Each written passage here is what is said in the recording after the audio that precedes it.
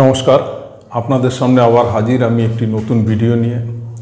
আজকের ভিডিওটা একটু অন্যরকম, একটু রাজনীতির রং আছে, অস্বীকার করা যাবে না। কেননা রাজনৈতিক নেতাদের চরিত্র নিয়ে কথা বলবো, তাদের সম্বন্ধে আলোচনা করব, আর রাজনীতির কথা থাকবে না তা কী করে হয়। যাক, আজকের যাকে নিয়ে আমি ভিডিও করতে চলেছি সে হচ্ছে কাঁথির শুভেন্দুবাবু। আচ্ছা, পশ্চিমবাংলার বাঙালি যারা রয়েছেন বা যারা হিন্দু ধর্মে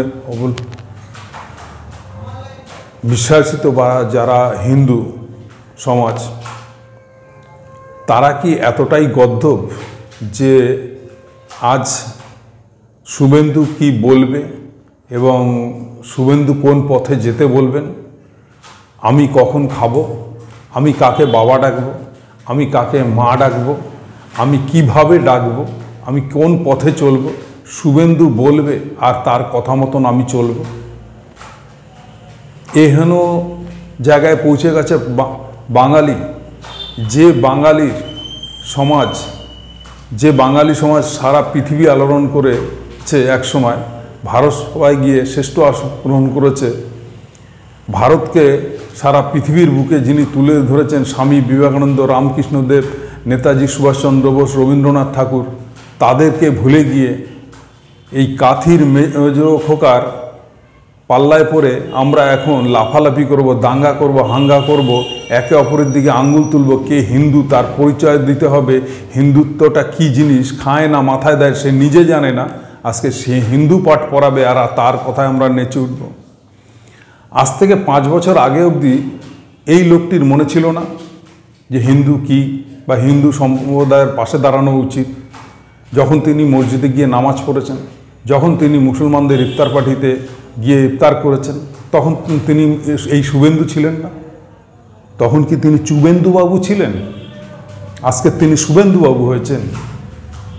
দেশের স্বরাষ্ট্রমন্ত্রীর পায়ে হাত দিয়ে নমস্কার করে তিনি কি বড় সাধু হয়ে গেছেন?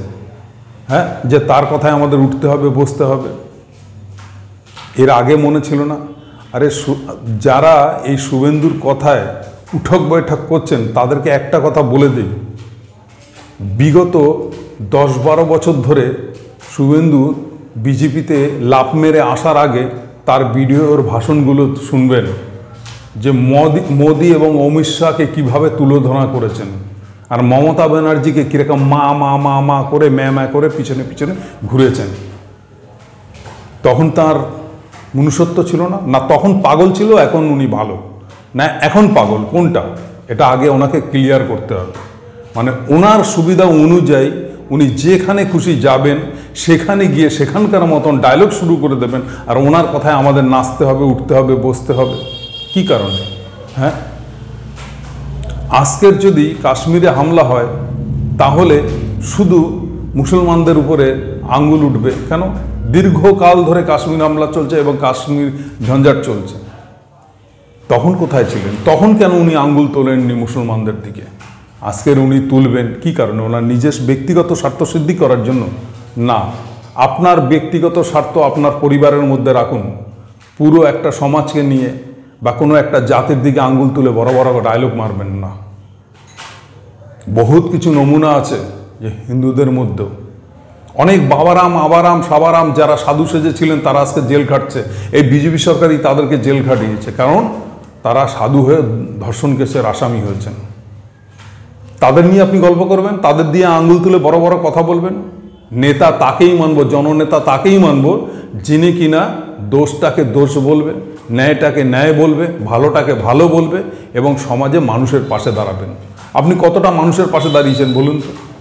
কি করেছেন? নিজের আখের কোনটা গুছানো আপনার বাকি আছে সেটা একটু বলুন তো, সেটা একটু ক্লিয়ার করবেন যে আপনি নিজের আখের গুছাতে কোনো কিছু বাকি রেখেছেন। কোনো কিছু বাকি রেখেছেন? কোনো কিছু বাকি রাখেননি। আপনার পরিবার সমেত সবাইকে রাজনীতির পদে বসিয়ে দিয়েছেন। চাকরি নাম করে বহু তোলাবাজি করেছেন। আপনি এখন সাধু? আপনার কথা শুনতে হবে কেন? বিজেপির করার মতন আর কোনো ভালো লোক নেই, ভদ্রলোক নেই, মনুষ্যত্ব বিবেক আলা কোনো জননেতা তৈরি হয়নি যে তার কথায় আমরা শুনবো বা তার কথা কর্ণপাত করব। আপনার মতন লোকের কথায় উঠবো, বসবো আর বিজেপিকে সমর্থন করব পশ্চিমবাংলায়? কোনো দিনই না, কোনো দিনই না। তাতে আমাকে বিজেপি বিরোধী বলুন, হিন্দু বিরোধী বলুন, মুসলিম তোষণকারী বলুন, যা পারেন বলুন, আমার মতো সিদ্ধারা সোজা করে যারা কথা বলে আপনার মতো লোককে কোনো দিনই বরদাস্ত করব না। আপনি অন্য লোকের মুখের ভাষা নিয়ে কথা বলেন, আপনার নিজের মুখের ভাষা কি?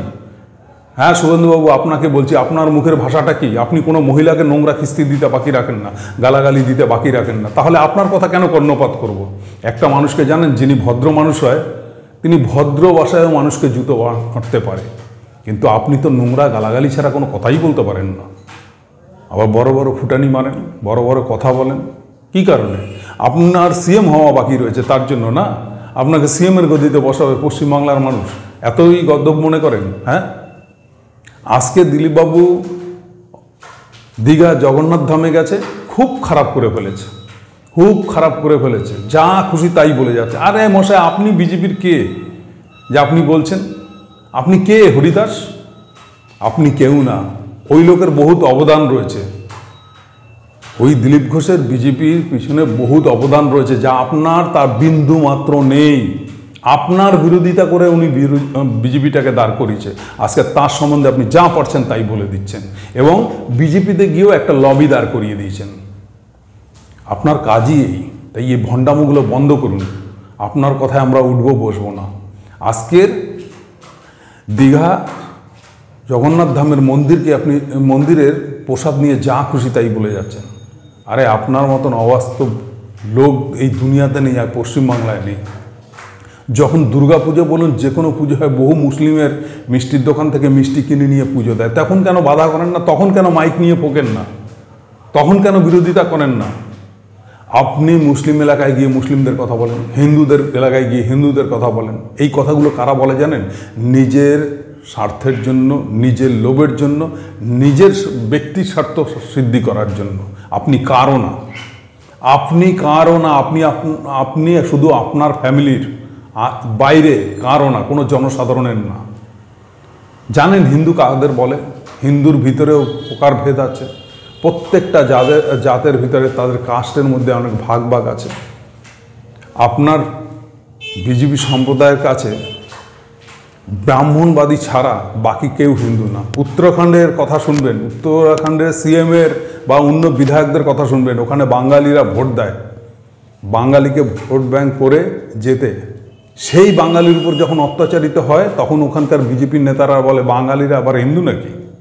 তখন আপনার জওয়ান কোথায় থাকে? তখন আপনার লম্বা লম্বা ভাষণ কোথায় থাকে? জান না, সেখানে গিয়ে বিরোধিতা করুন। আর দ্বিতীয়ত কথা, এখানেই শুধু লুট মার চুরি ছাড়া ভোটে হয়। ভালো কথা বলেছেন, এখানে হয়, মানি, স্বীকার করছি।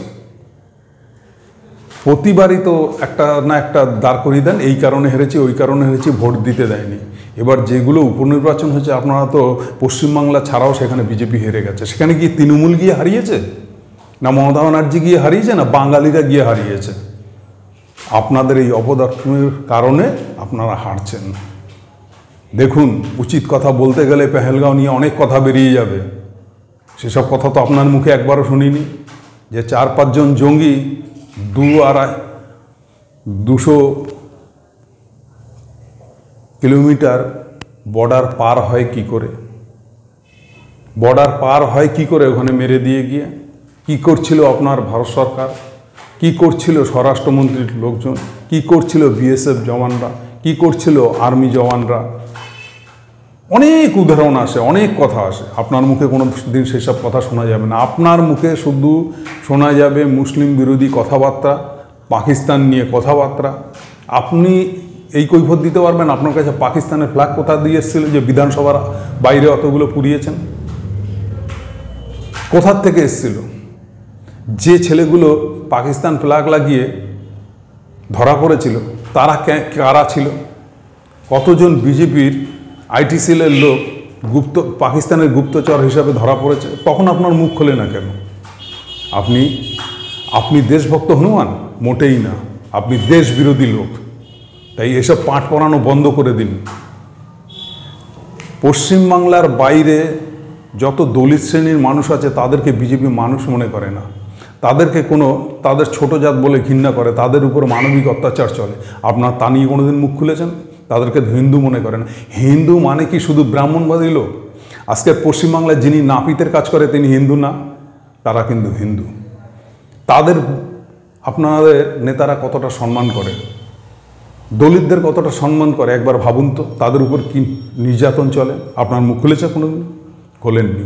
আরে ছাড়ুন তৃণমূলের কথা। তৃণমূল আপনার চোখে তোলাবাজ, আপনার চোখে গুন্ডা, আপনার চোখে বদমাশ, আপনার চোখে মুসলিম তোষণকারী।